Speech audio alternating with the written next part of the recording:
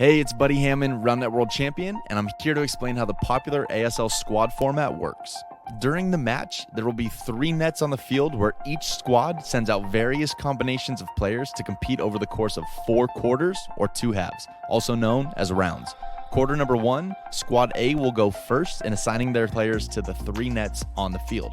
And after Squad A places their players, it's Squad B's turn to match and assign their players to each of the 3 nets on the field.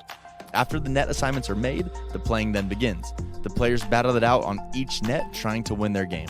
A win on a net is worth 1 match point, with 3 points up for grabs every quarter. Once all 3 games are finished, the scores are recorded, and it's on to the next quarter, or round. However, this time Squad B will go first in placing their player assignments, and Squad A will match their player assignments. The 2 squads alternate each quarter on who places and who matches.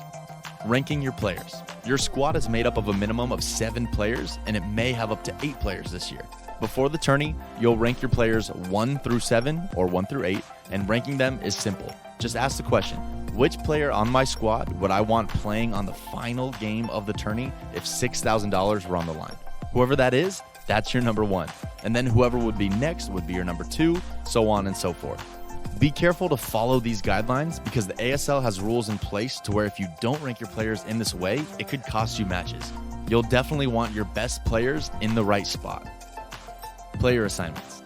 There are 3 main rules or concepts when assigning players to the 3 nets that make the ASL squad format so popular. First is the pair score and the net variance. When you add up the rankings of the 2 players assigned to a net, it creates what we call the pair score. For example, on net 1, Squad A assigned their number 2 player and their number 7 player to play together. When you add those rankings up, you get a pair score of 9. When Squad B is assigning players to this net, they can only match 2 players who have a pair score within 3 points of Squad A's pair score. This 3-point range, up or down, is called the net variance. So on net 1, because Squad A has a pair score of 9, the net variance is 6 to 12. To help illustrate, Squad B cannot put their number 2 and number 3 on net 1 because their pair score is a 5 and it's outside of the net variance. Nor could they assign their number 7 and number 6 with a pair score of 13 because that is also outside of that net variance.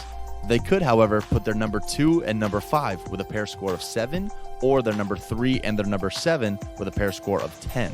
Both of those pair scores fall inside of that net variance of 6 to 12. This rule is awesome. It forces creativity, strategy, and helps create really great matchups that are balanced while preventing what we call sacrificial nets. You'll absolutely love this. Next rule is the pair limit rule. This rule means that you can't have the same 2 people play together in 2 consecutive games during a match. The final rule is the sub-rotation rule. The sub-rotation rule means that a player may not sub out a second time until everyone on the squad has subbed out at least once.